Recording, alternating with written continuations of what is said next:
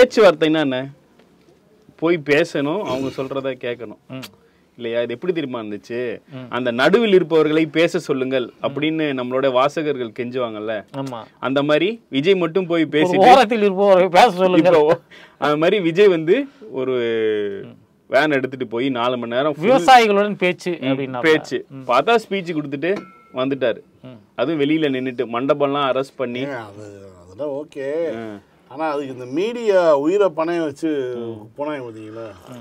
பைக்கில் எல்லாம் வந்து லைவ் பேக்க மாட்டிக்கிட்டு. எனக்கு என்ன பயனா, எவனும் பாதி பேர் ஹெல்மெட்டே போடல. இல்லை அது அவனுடைய பிரச்சனை வச்சுக்கோங்க, சட்டத்தோடைய பிரச்சனை, அவனுடைய பிரச்சனை. அதை அவன் வாழ்க்கை முடிவு. மீடியாக்காரங்களுக்கு எவ்வளவு உயிரை பணையம் வச்சு இருக்கக்கூடிய ஒரு இந்தியா பாகிஸ்தான் போர்ல நடக்கக்கூடிய சூழல்ல வந்து எப்படி அவ்வளவு அரிப்பு, கரெக்டா சொல்லலாம்.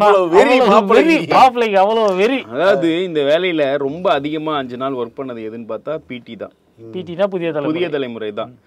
காவல்துறை அனுமதி மறுப்பு அப்படின்னு ஒரு நியூஸ். அதுக்கப்புறம் அந்த கட்சியோட பொருளாக இருந்துட்டு அப்படின்னா எதுவுமே இல்லையே, எதுவும் மறுப்பெல்லாம் இல்லை. இந்த சில விதிவிலக்குகள் கொடுத்துருக்காங்க. அவர் வந்தால் கூட்டம் கூடும் அப்படின்றது நார்மலான ப்ரொசீஜர்னு அப்படின்ட்டு. போலீஸ் ஸ்டேஷன்ல போயிட்டு பர்மிஷன் கேட்டா போலீஸ் வழக்கம் போல அவங்க கிட்ட டெம்ப்ளேட்டா ஒரு விஷயம் இருக்கும், அதை எடுத்து கையில கொடுப்பாங்க.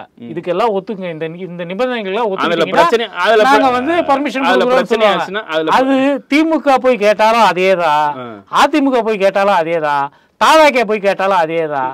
இல்ல டெர்ம்ஸ் அண்ட் கண்டிஷன்ஸ் எல்லாருக்கும் ஒண்ணுதாங்க. அதாவது அன்பகத்திலயோ இல்ல வந்து திடல்லையோ கூட்டம் நடத்துறதுக்கு போலீஸ் பர்மிஷன் தேவையில்ல. என்னோட அனுபவத்துல சொல்றேன், நாங்க கருத்தரங்கன்னு நடத்தும் போது அதே வந்து இது இருக்குல்ல கவிக்கோல் நடத்துற போலீஸ்ல பர்மிஷன் வாங்கணும். அங்க கவிக்கோக்குள்ள போயிட்டு தமிழ்நாட்டை தனி நாடாக்குவோன்னு பேசிட்டு வந்துட்டாங்க இவனுங்க பாட்டுக்கிட்டு. அதுக்கப்புறம் போலீஸ் எப்படிங்க பர்மிஷன் கொடுக்கும்? அப்புறம் இதுக்கு நடக்கிறது நம்ம ஆட்சி தான். நம்ம ஆட்சினாலும் போலீஸ் பர்மிஷன் வாங்க, அவங்க ஒன்றும் இல்லை இந்த மாதிரி வாங்கிட்டு வாங்க, இங்க இதெல்லாம் இங்க இது என்ன பிரச்சனை நடந்தாலும் நீங்கள் தான் பொறுப்பு. அதெல்லாம் யூசுவல். நண்பர் ஒருத்தர் வந்து அந்த கவிக்கோ மன்றத்துல கிரைம் நாவல் எழுதுவார், ராஜேஷ்குமார், எழுத்தாளர் ராஜேஷ்குமார். அவருக்கு பாராட்டு விழா நடத்துறதுக்காக போலீஸ் கிட்ட போய் பர்மிஷன் வாங்கிட்டு வந்தாரு. அப்போ அதுலயே வந்து அவங்க வந்து பர்மிஷன்ஸ்ல வந்து கொடுத்துருக்காங்க, தனி தமிழ்நாடு கோர மாட்டோம், தனி நாடு கோர மாட்டோம் என்று உறுதி அளியுங்கள். இந்த லிஸ்ட் எல்லாம் இருக்கு. அதாவது ராஜேஷ்குமாருக்கு பாராட்டு விழா நடத்துறதுக்கு கூட இதே கண்டிஷன்ஸ் தான் போலீஸ் கொடுக்கும். விவேக் ரூபலாம் எதுக்கு தனிநாடு கேட்க போறாங்க? இல்ல சொல்றேன் நான், இது என்னவோ இவங்களுக்கு மட்டுமே தனியா கொடுக்குற மாதிரி. இதுதான் பிரச்சனை, ஜேர்னலிசத்தோட பிரச்சனை இது ஆயிடுச்சு. இல்ல இது டேபிள் ஜேர்னலிசம். இது இல்ல டேபிள் ஜேர்னலிசம் மட்டும் நம்ம பார்க்க முடியாது. இல்ல அவங்க சைட்ல இருந்தே ஃபீட் பண்ணி அவங்களோட பிஆர் ஏஜென்சி இல்லைங்க, நிஜமாவே டேபிள் ஜேர்னலிசம் தான். கிரைம் ரிப்போர்ட்டர்ஸுக்கு இது எல்லாமே தெரியும். முன்னாடி இருந்த கிரைம் ரிப்போர்ட்டர்ஸுக்கு போலீஸோட நல்ல ஒரு அண்டர்ஸ்டாண்டிங் இருக்கும். அவங்க போலீஸை பற்றி விமர்சிச்சு நியூஸ் கொடுப்பாங்க. அதே நேரத்தில் போலீஸ் கொடுக்கக்கூடிய சில விஷயங்கள், போலீஸால் வெளிப்படையாக சொல்ல முடியாத சில விஷயங்களை வந்து கிரைம் ரிப்போர்ட்டர்ஸை வச்சுலாம் யூஸ் பண்ணிலாம் கொடுப்பாங்க. அவங்களுக்குலாம் இதெல்லாம் தெரியும். அப்படி விஷயம் தெரிஞ்ச ஆட்கள் இன்னைக்கு ஃபீல்டில் இல்லைங்கிறதுனால தான் இது மாதிரி தற்குறித்தனமான செய்திகள் ஊடகங்களில் தொடர்ச்சியாக வந்து கொண்டு இருக்கு. ஏன் இதை நான் சொல்கிறேன் அப்படின்னா, போன வாரம் வந்து ஞானசேகரனை பற்றி ஞானசேகரன் ஒரு சாரிடம் பேசினார் என்று தகவல் அப்படின்னு புதிய தலைமுறை தான் பரப்பினான். அதை வச்சுட்டு தான் அண்ணாமலை இருந்துட்டு என்னுடைய சந்தேகம் ஊர்ஜிதமானது அப்படின்னு அவன் சொன்னான். அதுக்கப்புறம் அன்னைக்கே வந்து அந்த எஸ்ஐடி குழு வந்து அப்படின்னா நாங்கள் எதுவும் விசாரிக்கல, எந்த தகவலும் சொல்லலை. தொடர்ந்து வந்து இந்த வேலையை யார் பார்க்குறான்னா புதிய தலைமுறை தான் பார்க்குறான். அதுவும் குறிப்பாக புதுசாக ஒரு ஆசிரியர் வந்திருக்காருல, இப்போ தோசை சாம்பாரில் உப்பு இல்லைனாலும் தமிழ்நாட்டில் அறம் கெட்டுவிட்டது அப்படின்னு அறம் பாடக்கூடிய ஆசாமி ஏதோ ஒன்று பரபரப்பாக ஏதாவது பண்ணி காமிச்சி ஆகணும், தன்னுடைய இருப்பை வந்து காமிச்சி ஆகணுங்கிற ஒரு எண்ணத்தில் பண்ணிட்டு இருக்காப்ல. எனக்கு என்னன்னா உங்களோட குருநாதர் மாறனே தேவலான்ற அளவுக்கு இருக்கு சமஸோட பெர்ஃபார்மன்ஸ் எல்லாம். இல்லை இதில் இன்னொரு விஷயம் இருக்குது. இப்போ பரந்தூரில் போய் நீங்கள் மக்களுக்காக போகிறேன், வளர்ச்சி திட்டங்களுக்கு எதிரி கிடையாது, ஆனால் நான் வந்து இங்கே வேணாம் அப்படின்னா வேற எங்கே வைக்கலாம்? Very good question. இதே தான் வந்து நேற்று மினிஸ்டரும் சொன்னார். நீ போ, தங்கம் தென்னரசன் நீங்கள் போங்க, விசாரிங்க, என்ன குறை இருந்தாலும் செய்யலாம். சென்னையில் 5000 ஏக்கர் எடுக்கக்கூடிய எங்க விசிபிலிட்டி இருக்கு. பனையூர்ல வைப்போமா? பனையூர்ல இருந்து வச்சு அப்படியே கடல் வரையும் இழுத்து ஹாங்காங்லனா வந்து கடல்ல தான் ஏர்போர்ட் கட்டியிருக்காங்க. அந்த மாதிரி ஏர்போர்ட் கட்டியிருக்காங்க. ஆனா கடல்ல கட்டினா வந்து அங்கேயும் வந்து சுற்றுச்சூழல் பாதிப்பு வரும். ஏன்னா கலைஞர் சிலையை நீ கட்ட விடல இல்லையா? இந்த விருமாண்டி படத்துல பேர் வைக்கிறதுக்கு மாத்துவாங்கல்ல, சண்டியர்னு பேர் வச்சு கமல்னு ஒண்ணு பேசுவார்ல, அந்த மாதிரி ஆயிடுச்சு. இல்ல எதுக்கு பரந்தூருங்கிறது வந்து சாதாரண ஆட்களுக்கு தெரியும். 1996க்கு பிறகு நிறைய எஸ்இசெட்டை வந்து ஸ்ரீபெரும்புத்தூர் இந்த ஏரியாவில் வந்து நம்ம கொண்டு வந்தோம். அதை வந்து அங்கு தயாரிக்கக்கூடிய பொருட்களை, அதுக்கு தேவையான இறக்குமதி செய்யக்கூடிய பொருட்களெல்லாம் வந்து எடுத்து விற்கிறதுக்கு, ஸ்டோர் பண்ணி விற்கிறதுக்கு நம்ம வந்து ஆஃப்ஷோர் எஸ்டேட்லாம் கூட அங்கே கட்டுறதுக்கெல்லாம் வந்து நம்ம பிளான்லாம் பண்ணோம். அது எல்லாமே வந்து அடிக்கடி ஆட்சி மாற்றங்கள் ஏற்பட்டதுனால நமக்கு வந்து சரியாக கிடைக்காத விஷயங்கள் ஆயிடுச்சு. இப்போ வந்து போர்ட்டில் இருந்து ஸ்ரீபெரும்புத்தூர் வரைக்கும் நம்ம வந்து தனி ரோடெல்லாம் வந்து போட போகிறோம். ஸோ சரக்குகளை வந்து எளிதில் கையாளுவதற்கு ஏர்போர்ட்டு அங்கே அருகில் இருக்கணும். அதனால தான் பரந்தூர், அந்த இடத்துல தான் 5000 ஏக்கர் கிடைக்கும். இல்ல இந்த பரந்தூர் தான் வேணும் அப்படின்னு திமுக முடிவு பண்ணல, 2 கவர்மெண்ட்டுமே சேர்ந்து முடிவு பண்ணதுதான். ஏடிஎம்கே ஏன் அமைதியா இருக்கான் போனா செருப்படி விழுன்றனால அமைதியா இருக்கான் இல்லையா? அப்பையில இருந்து நடந்தது இல்ல, அப்பயே பரந்தூர் ஃபைனலைஸ் பண்ணும்போது நீ என்ன பண்ணல? இன்னொரு விஷயம் இருக்கு, 8 வழிச்சாலையில திமுகவோட நிலைப்பாடு என்ன? ஏற்கனவே இருக்க ரோட எக்ஸ்டெண்ட் பண்ணுங்க, புதுசா போடாதீங்க. புதுசா போடாதீங்க இல்ல, நீங்க வளர்ச்சி திட்டங்களுக்கு ஏவாவேலு தான் பேசினார் அன்னைக்கு. இது குறித்து சட்டமன்றத்தில் பேசும்போது பொதுப்பணித்துறை அமைச்சராக இருந்தவருக்கு பதில் சொன்னார். நாங்கள் திமுக வந்து வளர்ச்சி திட்டங்களுக்கு எதிரி கிடையாது, நீ ரோடு போடுறியா ரோடு போடு, எது பண்ணால் பண்ணு, அது வந்து நாட்டினுடைய வளர்ச்சிக்கு உதவுவது, நீ பிளான் போடுற ரைட்டு, எந்த வளர்ச்சி திட்டங்களும் திமுக எதிரி கிடையாது. ஆனால் மக்களோட ஒப்புதல் இல்லாமல் நீ செய்யாத. இப்போ இவ்வளோ நாளாக அங்கே ஒரு சின்ன ஒரு ஃப்ரெஞ்சு கும்பல் தான் வந்து போராடிட்டு இருக்கு. அவங்கள வந்து அப்புறப்படுத்திட்டு திட்டத்தை நிறைவேற்றுறதுங்கிறது ரொம்ப சுலபமான ஒரு வேலையாக இருந்தால் இருக்கும். இப்போ ஸ்டெர்லைட் போராட்டம் மாதிரி வந்து 1 லட்சம் மக்கள் 2 லட்சம் மக்கள் வந்து திரண்டு போராடக்கூடிய ஒரு பெரிய பிரச்சனைலாம் கிடையாது. ஒரு சின்ன ஒரு தொகையிலான மக்கள் தான் போராடுறாங்க. இருந்தாலும் இந்த அரசு அவருடைய மதித்து அவங்களுடைய கருத்தை கேட்டு தான் வந்து அமைக்கணுங்கிறதுனால இவ்வளோ நாளாக அவங்க போராட ஜனநாயக முறையில் நடந்துக்கு. இல்லை, இன்னொன்று என்ன சொல்றார் விஜய் அப்படின்னா வந்து இந்த அரசு நாடகமாடும், இந்த அரசு நாடகமாடும், அவங்களுக்கு ஏதாவது ஹிடன் அஜெண்டா இருக்கும். ஹிடன் அஜெண்டா இருக்குன்னா உனக்கு ஓப்பன் அஜெண்டா அது என்னன்னு தெரியும்ல. திமுக அரசுக்கு ஒரு ஹிடன் அஜெண்டா இருக்குன்னு நீ சொல்ற, அப்ப அதோட அஜெண்டா என்னன்னு உனக்கு தெரியும். பேசு, உடைச்சு விடு, யாரு உன்னை தடுக்கிறா இல்லையா? நாங்களும் தெரிஞ்சுக்கிறோம். ஒன்றிய அரசுக்கு எந்த ரோலுமே கிடையாதா? அதாவது சேர்த்து சொல்லிப்பாங்க, ஒன்றிய அரசும் மாநில அரசு சொல்லுவாங்க. ஆனா விமர்சிக்கிறது ஃபுல்லா பாத்தீங்கன்னா அதாவது தலைப்புல மட்டும் ஒன்றிய அரசு மாநில அரசு அப்படின்னு சேர்த்து சொல்லிட்டு, அதாவது ஐஐடில இந்த ஒரு போன வாரம் ஒரு பாலியல் துன்புறுத்தல் நடந்தது இல்ல, அதுல முழுக்க பொறுப்பு ஒன்றிய அரசு தான் இல்லையா? அது முழு கட்டுப்பாட்டுல இருக்கிறது. அதுல வந்து மாநில அரசு இப்படி எல்லாம் இருக்கிறதுனாலதான் இப்படி எல்லாம் நடக்குதுன்னு நம்மளுடைய அறிக்கை நாயகர் எழுதியிருக்காரு. அறிக்கை நாயகர்னா ஐஐடி சென்னையில இருக்குது. அப்ப சென்னை வந்து தமிழ்நாட்டுக்குள்ள இருக்கு, தமிழ்நாட்டை வந்து திமுக அரசாங்கம் நடத்திக்கிட்டு இருக்கு அப்படின்னு நினைச்சிட்டு போய் பேசுறது. இது சாதாரணமான சின்ன விவரங்கள் கூட தெரியாதவனுங்க இன்னைக்கு வந்து அரசியலுக்கு வரானுங்க, கட்சி ஆரம்பிக்கிறாங்க, விமர்சனம் பண்றானுங்க. 2 சம்பவம் நடந்திருக்கு. புதுவை பல்கலைக்கழகத்துல ஒரு மாணவிக்கு தொல்லை, ராமநாதபுரத்துல வந்து குளிக்கிற இடத்துல கேமரா வச்சது ஏடிஎம்கே ஆளு. அது இதுக்கு முன்னாடி சென்னை அண்ணா பல்கலைக்கழகத்துக்கு முன்னாடி. அதுக்கப்புறம் என்ன அப்புறம் வந்து யார் இந்த சார் போஸ்டர்லாம் ஒட்டினதுக்கு அப்புறம் இந்த 2 சம்பவம் நடக்குது. புதுச்சேரி பல்கலைக்கழகத்துலையும் சரி ஐஐடியும் நடக்குது. 2க்குமே எந்த ஊடகமுமே பரபரப்பாகல பண்ணல. யார் அரசியல் தலைவர், கைதானவன் யாரு, பின்புலம் என்ன, எந்த போட்டோ கிட்ட எதுவுமே வெளியே வரலீங்க. இல்ல இது அண்ணா நகர் கேஸ்ல வந்து அந்த பகுதி செயலாளரும் எவனோ அரெஸ்ட் ஆயிருக்கான் இல்லையா? அத பத்தி ஒண்ணும் பேசல. கேட்டா நாங்க கட்சியில இருந்து நீக்கிட்டோம். டேய், ஞானசேகரன் இந்த கட்சியே இல்லன்னா திமுக அப்பையில இருந்து கிளைம் பண்ணிட்டு இருக்கு இல்லையா? அவனை கட்சியில இருந்தா நீக்கி இருப்பாங்க. ஏன் அந்த ஜாபர் சாதிக்க வந்து மாட்டின உடனே தூக்கலையா? டைரக்ட் டெர்மினேஷன் பண்ணாங்க. இவனை பண்ணிருக்க மாட்டாங்களா? அவன் கட்சியே இல்லைன்றனால அவன் வரான், அவன் போட்டோ எடுக்கிறான், போறான்னு. நீ என்ன திருப்பி அதுலயே வந்து மாவாட்டிக்கிட்டு இருக்க. திமுக அரசு மிக ரொம்ப நாகரிகமா எதிர்கட்சியாக செயல்பட்டதோட விளைவு தான் இது. அப்பயே வந்து பொள்ளாச்சி விஷயத்துல யார் பேர் அடிபட்டுச்சோ இன்னும் உடச்சி பேசியிருக்கணும். நம்ம வந்து இன்னும் ஜெயக்குமார் சிக்கணும் போது டிடிவி தினகரனும் அப்ப இருந்த சென்னை மாவட்ட செயலாளரும் வெற்றி அந்த ஆடியோ ரிலீஸ் பண்ணது. திமுக ஒரு ஸ்டாண்டர்ட் எடுக்கல. ஒரு அமைச்சர் ஒரு பொம்பளை மெயின் ரோட்டுக்கு வான்னு கூப்பிடுறாரு. இதை விட வந்து ஊடகங்களுக்கு தீனி போடக்கூடிய வேற ஒரு சம்பவம் கிடைக்கல. திமுக இருந்தாலும் ஜெயக்குமாருக்கு விசுவாசமாக, அதிமுகவுக்கு விசுவாசமாக ஊடகங்கள் அன்னைக்கு நடந்துச்சு. இதை வந்து ஒரு நாகரிகமா வந்து ஹேண்டில் பண்றது. பர்சனல் இஷ்யூ பர்சனல் இஷ்யூன்னு சொல்லிட்டு ஊடகங்கள் வந்து ஹேண்டில் இல்லை அதுதாங்க திமுக சார்ந்த ஒரு விஷயம்னா அது குறிப்பாக அண்ணா பல்கலைக்கழகத்தை அவமானப்படுத்துவது அதனுடைய சிறப்பை குலைப்பதற்காக எந்த லெவலுக்கு வந்து ஊடகங்கள் இறங்கி போகிறது. அதுவே ஒரு ஐஐடியில் நடக்குது அப்படின்னா புதுச்சேரி யூனிவர்சிட்டியில் இருந்தாலும் முடிகிறது என்ன அப்படின்னு ஃபாலோ மக்கள் ஐஐடியில் அந்த மாணவி தற்கொலை பண்ணிக்கிச்சு. காரணம் யாரும் எழுதி வச்சுட்டு தற்கொலை பண்ணிக்கிச்சு. என்ன ஃபாலோ அப்? யார் அந்த சார்? அந்த சார் யாருன்னு எல்லாருக்குமே தெரியும். பேரோட எழுதி வச்சுட்டு இயக்கத்தில் இருக்க இது பேசிட்டு இருந்தான் பாசமா அதுதான் நம்ம கேட்க வேண்டியிருக்கு. ஆமா ஏங்க இவங்களுக்கு பயப்படுறாங்க. நாம் தமிழர் கட்சியில ஒருத்தன் வந்து ஒரு நான் தகவல் தொழில்நுட்ப ஆபீஸா பயன்படுற இடத்துல வந்து பாலியல் தொல்லைன்னு அங்க இருக்கிற பொண்ணுங்க எல்லாம் நக்கீரல்ல வந்து பேட்டி கொடுக்குது. மூஞ்சியம்மா மாஸ்க் பண்ணிட்டு அவன் அரெஸ்ட் ஆயிட்டான். எல்லாத்துலயும் நியூஸ் போற அது நாம் தமிழர் கட்சியில இதெல்லாம் நடக்கிறது சகஜம்தான் அப்படிங்கிற ஒரு நிலைமைக்கு ஊடகங்கள் வந்துச்சுன்னு வச்சுங்க. நாம் தமிழர் கட்சியில தலைவன் தொடங்கி கடைமட்டத்தில் இருக்க வரைக்கும் இப்படிதான் இருக்கிறான், பொறுக்கியாதான் இருக்கிறாங்கிறது இப்ப இதுவாயிடுச்சு. இருந்தாலும் கூட திமுக அப்படின்னு வர்றப்ப இல்லாத கனெக்ஷன் எல்லாம் எடுத்தாந்து கோக்கிறது. இந்த செயற்குழுல வந்து முதலமைச்சர் சொன்னது ரொம்ப கரெக்ட்.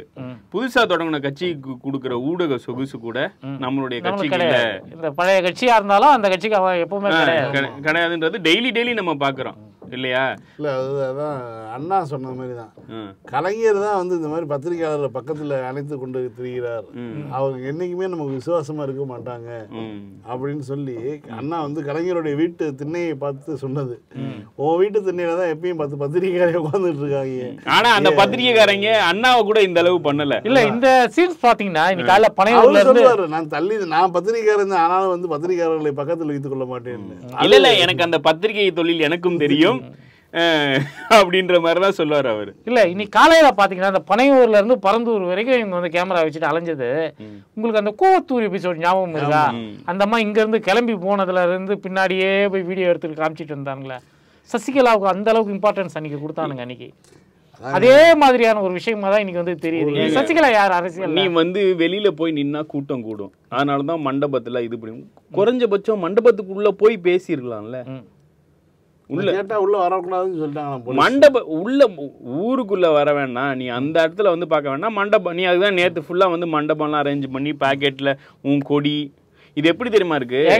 சாதாரணமா யாருக்காவது நினைவு நாள் பிறந்த நாள்லாம் சிலைக்கு வந்து மாலை போட மாட்டேன்ற கேட்டா கூட்டம் கூடன்னு சொல்றேன். ஐயா சிம்பிளா பிஜேபியினுடைய ஸ்கிரிப்ட் தாங்க. அதாவது கமலஹாசனை வந்து ஒரு தலைவர் உருவாகி வராரு அப்படிங்கும்போது அதை அவர் எப்படி யூஸ் பண்ணலாம் அப்படிங்கும்போது அவருக்கு ஐடியா கொடுக்குறேங்கிற பேரில் ஸ்டெர்லைட் போராட்டத்துக்கு அனுப்புனாங்க. ஸ்டெர்லைட் போராட்டம் இப்போ நடந்துட்டு இருந்துச்சு. ஸ்டெர்லைட்டில் போய் கமல் போய் உட்காந்து ஆதரவு கொடுத்துட்டு வர்றாரு. இங்கே அதே மாதிரி தான். ஆனால் அதுக்கப்புறம் அவர் நிதர்சனம் புரிஞ்சுக்கிட்டு ஒரு ஸ்டாண்ட் எடுத்துட்டார் அவர். இப்போ இவர் வந்து எப்படின்னா இவருக்கு வந்து ரூட் மேப் போட்டு தராங்க. நீங்கள் பரந்தூர் பிரச்சனை நடந்துட்டு இருக்குது, அங்கே போங்க, அங்கே போய் ஆதரவு கொடுக்குறேன்னு பேசிட்டு வாங்க, இதை வந்து நம்ம பூமப் பண்ணுவோம். இதுதான் மேட்ரு. இவங்க ஸ்கிரிப்ட் கொடுக்கக்கூடிய ஆட்களுடைய இது வந்து அதே ஸ்கிரிப்ட் அதே தான். இதுதான் விஷயம். இது இப்போ ஜல்லிக்கட்டு போராட்டம் நடக்குதுன்னு வச்சுக்கோங்க. ஜல்லிக்கட்டு போராட்டத்தின் மூலமாக வந்து ஓபிஎஸ்ஸை ஒரு நாயகனாக மாற்றுவது, மக்கள் தலைவனாக மாற்றுவது, அவருடைய ஆட்சி காலத்தில் போராடி ஜல்லிக்கட்டை வந்து வாங்கி கொடுத்துட்டாங்க. கடைசி நாள் யார் பண்ண சரியா அது அவருக்கு எதிராகவே திரும்பிடுச்சு. அது ஜார்ஜும் மாநகர அரசுன்னு பார்த்து முடிச்சு வச்சுட்டாங்க. இதுதான் நடந்தது. அது அன்னைக்கு அது ஒரே ஸ்கிரிப்ட் தான். திரும்ப திரும்ப அதை ப்ளே பண்ணி பார்த்துட்டே இருக்காங்க, ஏதாவது ஒரு வகையில் வெற்றி பெற முடியுமான்னு. இதுவும் அதனுடைய தொடர்ச்சியாக தான் நடக்குது தான். ஜெயங்கொண்டத்தில் வந்து நிலக்கரி எடுக்கிறதுக்கு அவ்வளோ இடத்த வந்து அக்வயர் பண்ணாங்க, திரும்ப கொடுத்துட்டாங்க. திரும்ப யார் கொடுத்தா? அரசு. திமுக. எந்த அரசு கொடுத்துச்சு? திமுக அரசு. ஓகேவா? எதுனா எப்படின்னு தெரியுமா? எல்லோரும் நம்முடன் எலெக்ஷனுக்கு முன்னாடி அப்போ இருந்த எதிர்கட்சி தலைவர் வந்து டூர் போனார். அங்கே வந்து ஒரு பையன் சொன்னான், ஐயா நாங்கள் கொடுத்து இவ்வளோ வருஷம் ஆச்சு, எங்களுக்கு காசும் வரல, இடமும் திருப்பி தரல, வேலையும் கொடுக்கல. அங்கே இதுக்கு மேலே நிலக்கரியும் கிடையாது. ஜெயங்கொண்டத்தில் இருக்குது, ஆனா அதை வந்து இன்னும் இது பண்ண எடுத்தா ஒன்றும் பெரிய பிரயோஜனம் பெரிய இது இல்லைன்றனால நான் வந்தோடனே சரி பண்ணுவேன்னாரு. ஆட்சிக்கு வந்து கரெக்டாக 175ஆவது நாள் செஞ்சு கொடுத்தாரு. அவ்வளோ 800 சில்லற ஏக்கர்.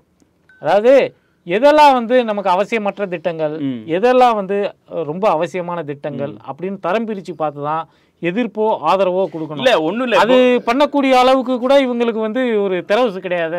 5000 ஏக்கர் உள்ள நிலப்பரப்பை சென்னையில் காட்டினால் நம்ம கொடுத்துருவோம் இல்லையா? இல்ல ஏன் உங்களுக்கு இது வந்து விமான நிலையம் வேணுங்கிறது நீங்க ஒருத்தர் எழுதியிருக்கேன், ஒருத்தன் பாப்ஸ் இந்த மாதிரி வந்து நீங்க ஏன் பெங்களூர் போய் போகக்கூடாதா? நீங்க ஏன் வந்து சென்னையில தான் நீங்க வந்து விரிவாக்கம் பண்ணுவீங்களா?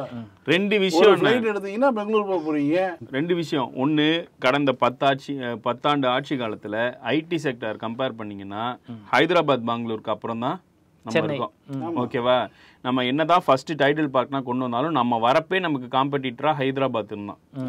ஏன்னா அங்கே சந்திரபாபு நாயுடு வந்து ஏற்கனவே செட்டப் பண்ணிருந்தாரு. இப்பயுமே நம்ம பின்னோக்கி இருக்கோம். இந்த கவர்மெண்ட் லக்கிலி நிறைய வந்து கம்பெனிஸை கொண்டு வருது. இப்போ வின்ஃபாஸ்ட் வந்து போன 4 மாசத்துக்கு முன்னாடி அடிக்கல் நாட்டினாங்க. சொல்றது கரெக்ட். 10 ஆண்டுகள் நம்ம பின்தங்கணும். அதுக்கு என்ன காரணம்னா 91, 96 அதிமுக ஆட்சி காலத்திலேயே ஐடி நிறுவனங்கள் இங்கு வந்து செயல்படுவதற்கு வந்து அனுமதி கேட்டுச்சு. அப்ப லஞ்சம் கேட்டானுங்கிற ஒரே காரணத்துக்காக ஹைதராபாத்துக்கு பெங்களூர் அதான் சொல்றேன்.